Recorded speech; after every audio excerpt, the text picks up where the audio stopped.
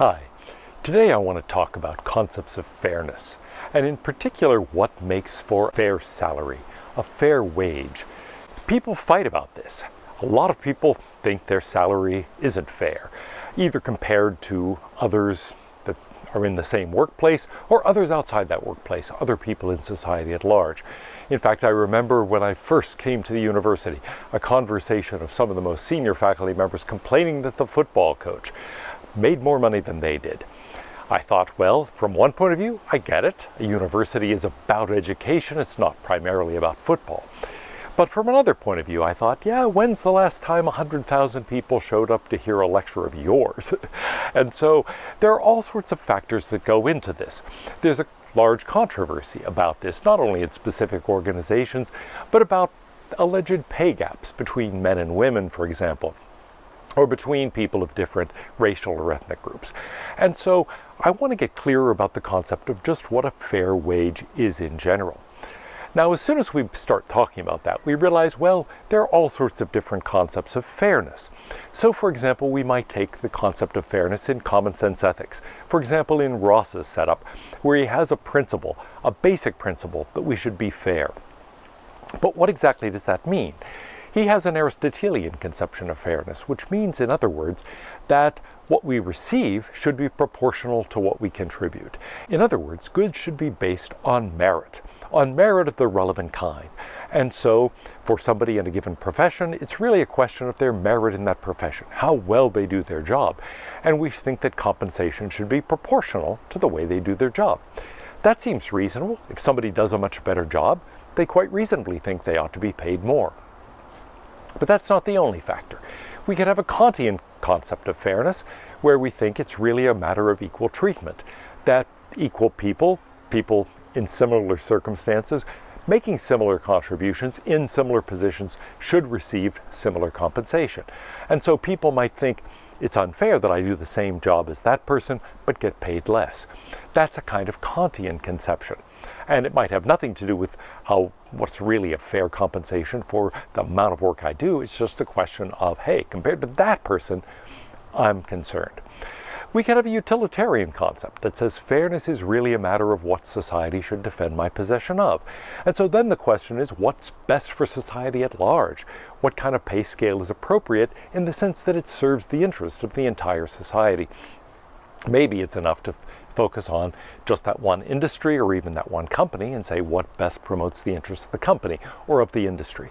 But in any case, we're going to be looking at something that has to do with the consequences. We'll be considering a consequentialist conception.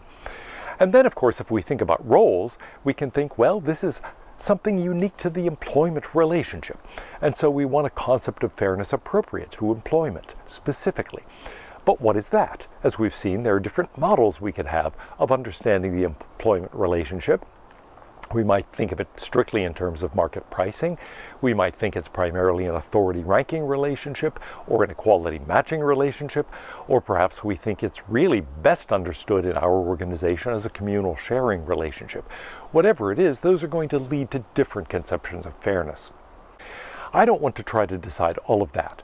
What I do want to think about in this initial video is just the question of what kind of factors people commonly take to be relevant. What do people think matters? And if we start surveying people and actually ask people that question, we find out that it's something that goes beyond any of those particular concepts. So, for example, people will right away say, well, yes, in alignment with common sense ethics, how well are you doing the job? But they start realizing very quickly, it's not just a question of how well you do that particular job.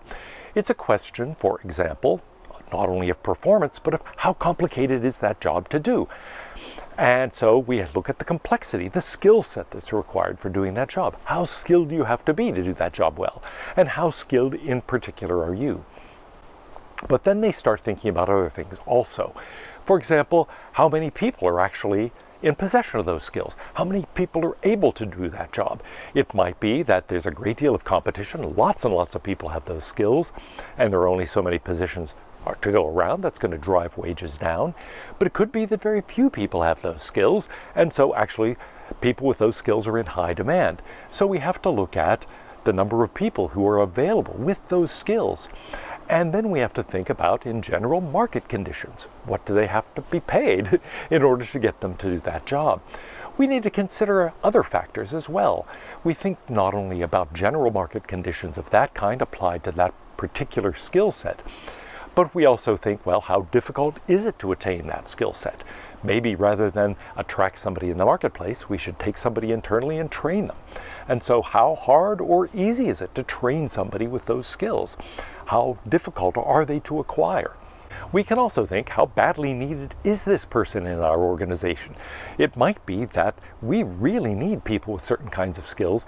They are vital to our organization. Another organization might not be willing to pay so much because they aren't as important to that organization's accomplishing its objectives. But then there are a number of things that seem to have nothing to do with those kinds of questions that also seem relevant. For example, how many hours is someone working?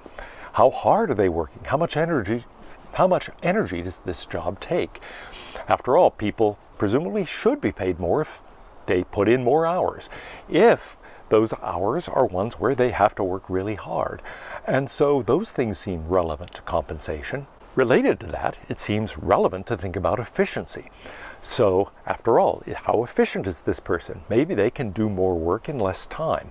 And so it's not just a question of hours worked, it's also a question of performance. How well does this person do the job? How efficiently do they do it? How much do they accomplish? And so we want to reward people for doing more, even if it takes them less time. There are other factors we need to consider. What kinds of qualifications are needed here? It's not just a question of how many people have this skill set, but the length of time it takes to acquire that. How much investment did somebody have to make in terms of time, in terms of accumulating experience in the industry, earning degrees perhaps? All of those things seem relevant to what compensation is needed. If it takes somebody 10 years of schooling, beyond, let's say, just a bachelor's degree to finally attain this schooling, maybe in terms of graduate degrees, but also then maybe various professional certifications and so on, we're tempted to say, well, that's something that requires a high degree of compensation, partly to give people the incentive to pursue that track, to gain that education, gain that experience. There can be a number of additional factors. So we might think, for example, how long has this person been doing this job? How many years do they have with the company? That's something that at first glance might seem irrelevant. After all, being there longer doesn't necessarily mean you're doing the job better. Maybe you are, but on the other hand, maybe your skills have become outmoded. Maybe they've deteriorated over time. So there's no guarantee. On the other hand, we want to give people an incentive to stay at the company. And so we might well think, okay, how much danger are we in that this person will leave? And that's relevant too. So it's not just a question of time in the company. We want to give people incentives to stay around.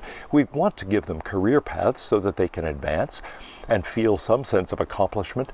But also we have to think, how likely are we to lose this person? How much competition is there?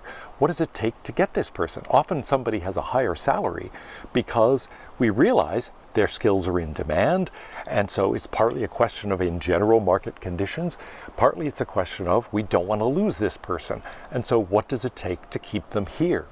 Another factor, of course, is maybe somebody's received an outside job offer and we had to respond. Often we'll respond by raising their salary. We don't necessarily raise the salary of everybody who's in a comparable position. And so that's something too that enters into real world salary decisions. What else is relevant? Partly it's the public profile. How much does this person deal with the public, for example? How important is that they create a certain kind of image, either internally within the company with our internal customers or externally with external customers? It might be that somebody is a terrific front face for the company. They actually don't know how to do much, but they really do know how to present an image that we take as important to the company. That's something we're willing to pay for. There are also factors of prestige. Some people are known in the industry for being very good. It benefits us to have such people working for us. There's a general perception of excellence that goes along with that employee and therefore with whatever company employs them. And so there can be that sort of intangible, subjective effect, if you will. It's partly a question of their performance. It's partly a question of how their performance is perceived. If they're perceived as doing a great job, then whether they are or not, in a sense, that can be something that adds benefit to the company. Another factor I want to mention that's important in a great many contexts is how good a team player is this person? How cooperative are they? How well do they work with other people? There are a lot of people who succeed well, not because they themselves are such high performers, but because they bring out the best in others. And so you find that even though that person isn't the star of any team that they're a part of, the team always ends up doing great work. And you realize that person is doing something fantastic. They're like a point guard in basketball. They don't score a lot of points, but they enable other people to score a lot of points. They get a lot of assists, you might say, even if they don't get a lot of points scored themselves. And there are a lot of people in business who are like that. It's not so much that they by themselves accomplish a great deal, but they bring out the best in others. Every group they're a part of ends up doing well. That's something that's often hard to quantify, and it's hard in evaluating groups to really sometimes see who is doing that, who's playing that role. And yet when you're part of a group, you usually recognize it, and you know that person is actually vital to the group. Not so much because of what they do, but because of what they contribute to the performance of others. Conversely, all it takes is one or two people in an organization who are really destructive, and they can do a lot of damage. Now, one of the things that's frustrating about salary studies that many organizations engage in for all sorts of reasons is that they fail to take a lot of these things into consideration. They focus on one or two or even three or four elements. But we've listed many more than that, many more as relevant to the question of what is a just salary? What are fair wages? What's a fair compensation? And all of those things seem to matter, yet it's very hard to measure some of them, which is why they're often left out. So when we think about these questions, and when you in particular think about your own salary and think, am I being paid fairly? There are many things to consider. How much experience do you have? How good a performer are you? How efficient are you? How intense is the market competition for people with your set of skills? How important are your skills to the company? And how good a team player are you? How much do you contribute to the performance of others and to the group as a whole? All of those matter, and all of those are rather delicate questions. It's hard to evaluate them. So it's no surprise maybe that many people think they're not being paid fairly. It's very hard to say exactly what, given all that combination of factors, is really going to answer that question.